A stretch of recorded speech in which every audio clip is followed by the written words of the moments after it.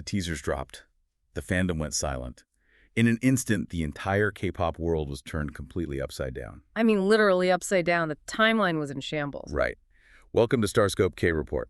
Join Eric and Minji as they ride the Hallyu wave, uncovering the biggest K-pop comebacks, shocking industry controversies, and major K-drama updates. From internet-breaking rumors to, historic chart milestones, we dive deep into the world of Korean entertainment. And today, we are doing exactly that. We're taking a massive deep dive into a headline that basically broke the internet.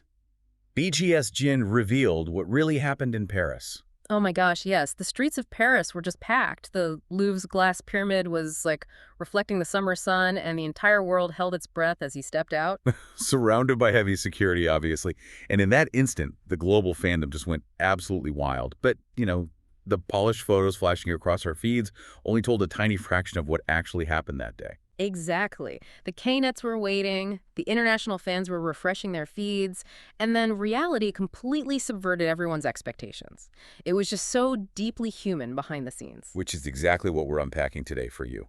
We've got a massive stack of sources to go through. We're pulling from reports by the Times of India, Koreaboo, CNA Lifestyle, Billboard, the Korea Times. Don't forget the official behind-the-scenes YouTube footage. Yes, the HYBE YouTube drop.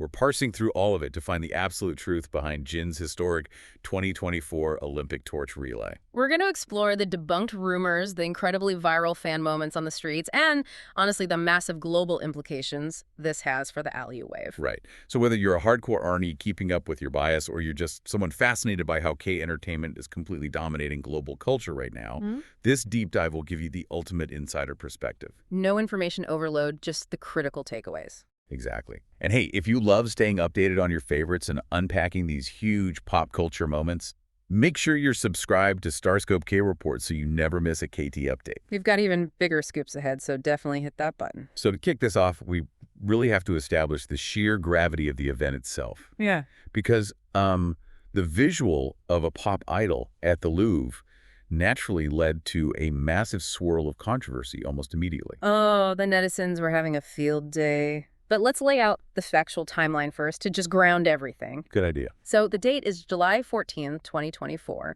And this isn't just some arbitrary date in France, it's Bastille Day. Right, their national day. Exactly, which carries immense historical and cultural pride. And on this highly significant day, Jin Kim Seokjin becomes the first torchbearer for the Musée du Louvre section of the relay. He carried the flame, roughly 200 meters? From the Rivoli Street intersection to Carousel Square. Yeah, and then he eventually handed it off to the French freestyle skier, Sandra Laoura. I mean, the imagery of that route alone is staggering. You have centuries of Renaissance architecture serving as the backdrop for a modern K-pop visual. His visuals were genuinely unreal that day. They really were. But because the aesthetic was so flawless, and because he was placed on such an elevated international stage, people naturally started questioning the mechanics of how he actually secured that spot. Right, which leads directly into the rumors that just flooded social media. There was all this widespread speculation questioning the legitimacy of his selection. Yeah, I saw those threads. K-nets and some international commentators started pushing this narrative that the South Korean government had, financially sponsored his Olympic role. Like a state-funded public relations stunt to boost national optics. Exactly. But, we deal strictly in facts here. Always. And just to be clear to you listening, we aren't taking sides on the politics of state-sponsored media. We were just reporting what the verified sources confirm. Right. And according to investigative reporting from the Times of India, that government funding rumor was explicitly debunked. Oh, wow. So who actually backed him? Official sources confirmed that his role as a torchbearer was endorsed by Samsung Electronics. Oh, that makes so much sense. Right. Samsung is a massive, long-standing Olympic partner. Their corporate endorsement completely ensures the credibility of the selection, bypassing the need for any state funding. So is a legitimate corporate-endorsed selection leveraging the intersection of a Korean tech Kaibal and a global cultural export. 100%. It was just brilliant synergy. And knowing that it was this high-stakes corporate endorsement actually makes the behind-the-scenes reality of it all even more endearing. Oh my gosh, the YouTube footage, it is everything. Right.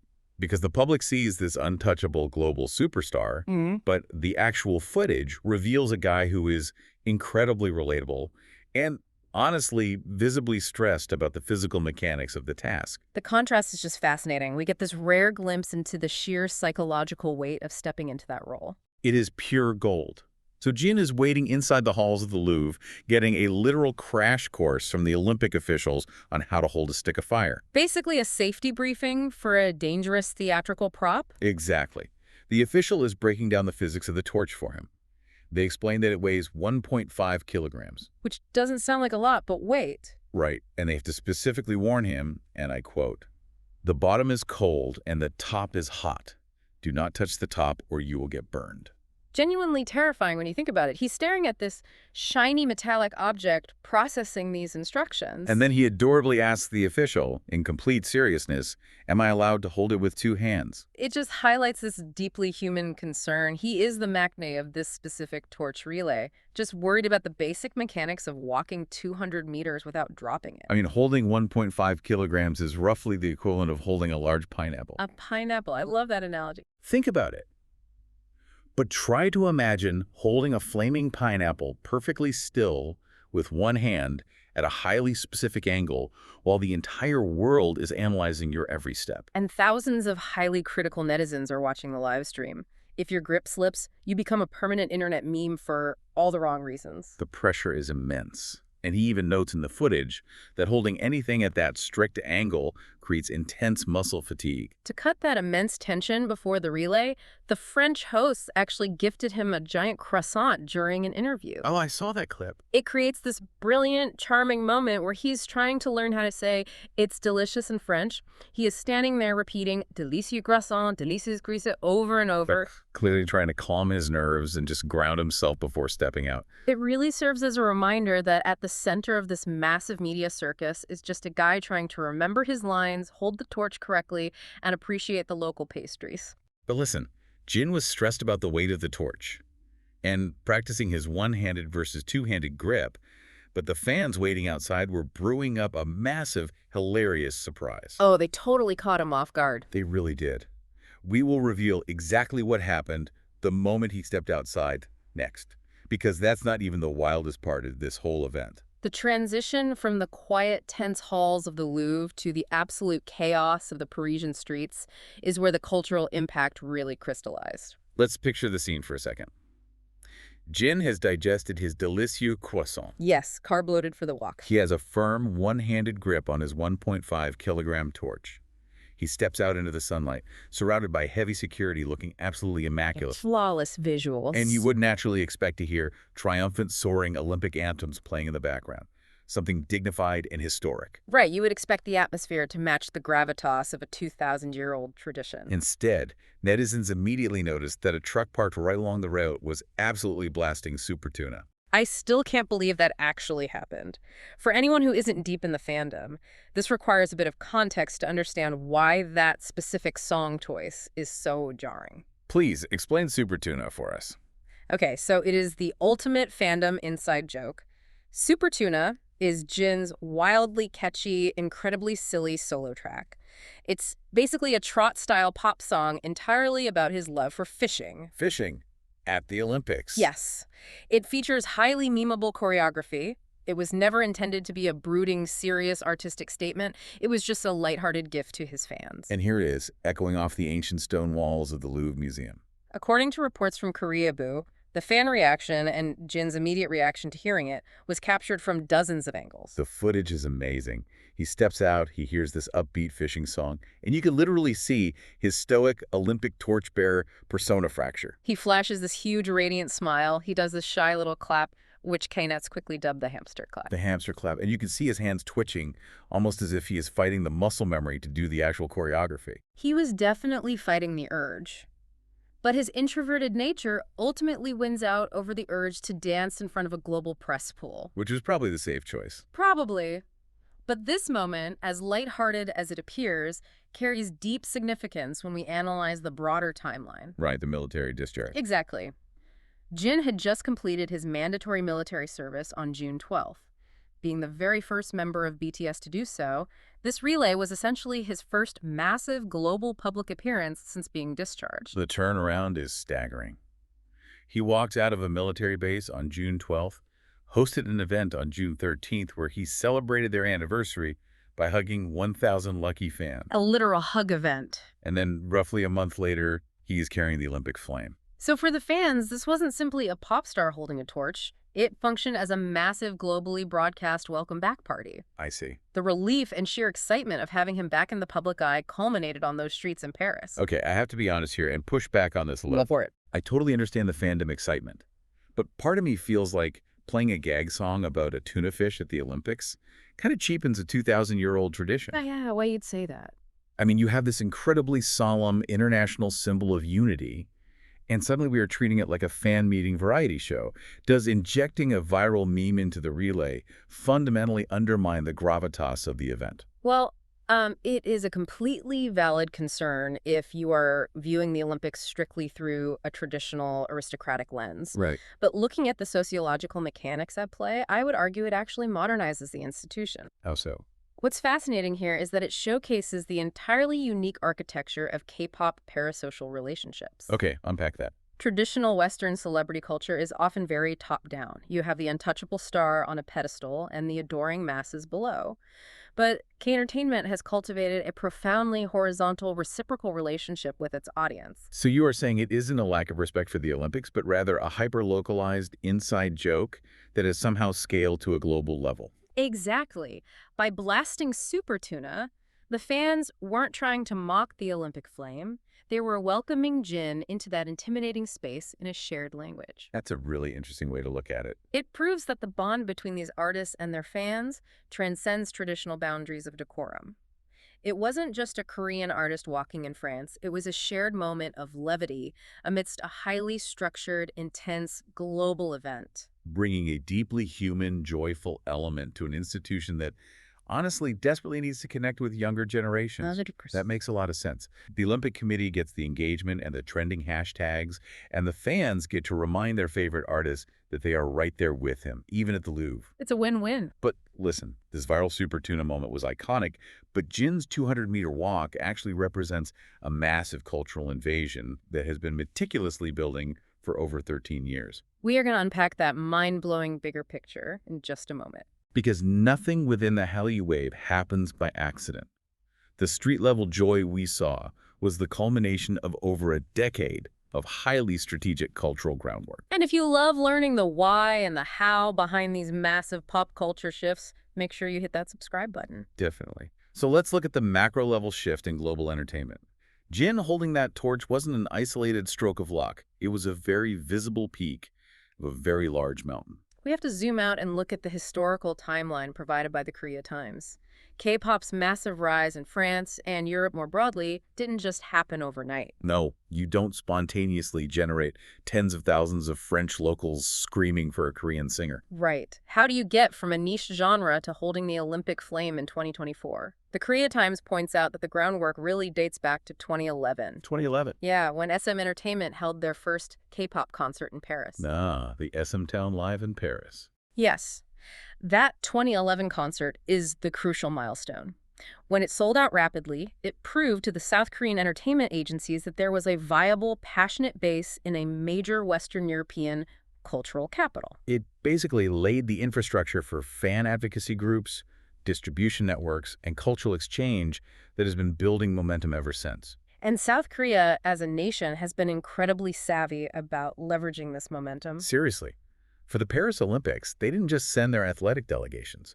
According to Billboard and CNA Lifestyle, they set up the largest ever Korea house at the Games. It wasn't just a basic hospitality tent either. It was a massive, immersive cultural hub. They showcased K-beauty, K-food, and featured artists from the HYBE label, like 17's BSS and TXT. They took their most potent entertainment exports and integrated them directly into the diplomatic footprint of the Olympics. Which is just brilliant. And to understand why a Korea house and a K-pop star matter to global geopolitics, we have to look at the mechanics of soft power. Let's get into the soft power aspect, because this is huge. Right. Historically, if a country wanted global influence, they relied on hard power, military might, economic sanctions, or resource control. Very forceful tactics. Exactly. Soft power, on the other hand, is the ability to influence the world through culture, values, and inherent appeal. For the last century, Western music, Hollywood cinema, and American pop culture were the undisputed engines of global soft power. Think about it like this. Traditional hard power diplomacy is like a strict corporate mandate. A country says, you have to buy our exports or comply with our treaties or we'll impose tariffs. It's top-down and often breeds resentment. Right. But soft power operates like grassroots viral marketing. You actively want to consume a culture's exports, learn their language, and visit their cities because your favorite idol makes it look so incredibly appealing. That analogy perfectly captures the mechanism. Jin representing harmony and peace at the Olympics symbolizes a definitive shift in that global hierarchy. K-pop is no longer a niche underground genre categorized away as just world music. No, it has set a new global standard.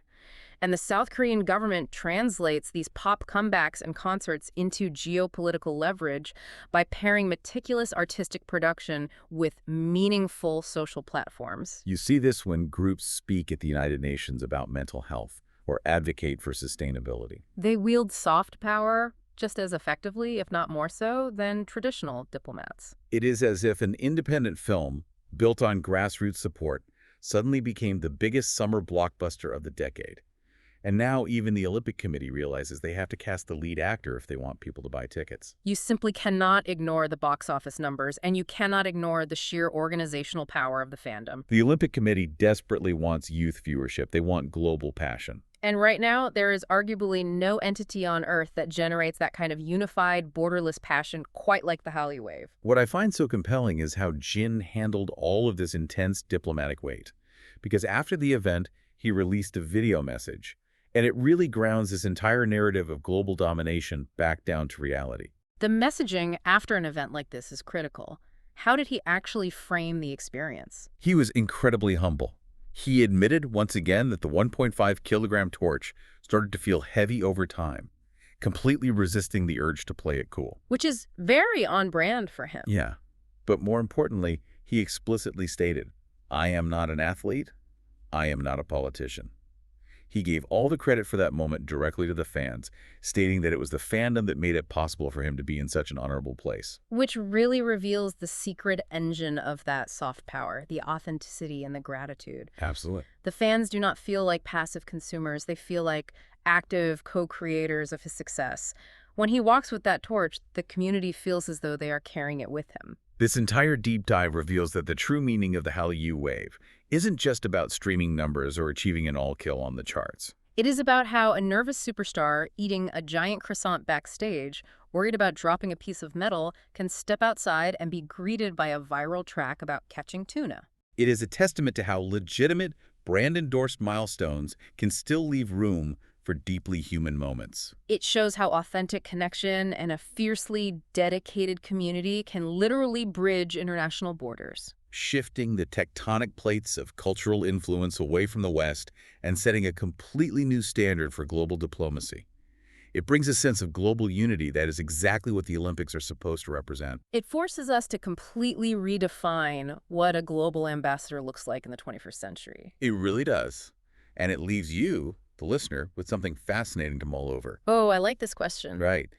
If an entertainer can draw more global attention, more passion, and more genuine unity to an Olympic torch relay than traditional athletes or career politicians, are we entering a new era where pop culture figures hold the ultimate diplomatic soft power? And if so, who will be the next artist to carry the flame for their country? The geopolitical landscape is constantly shifting, and the organizational power of the fandom is only growing stronger. It's going to be wild to see what happens next. You've been listening to Starscope K-Report, where Eric and Minji bring you the stories shaping K-pop, K-dramas, and the global Hallyu wave. Thanks for tuning in, and don't forget to subscribe for more stories that keep the stars shining.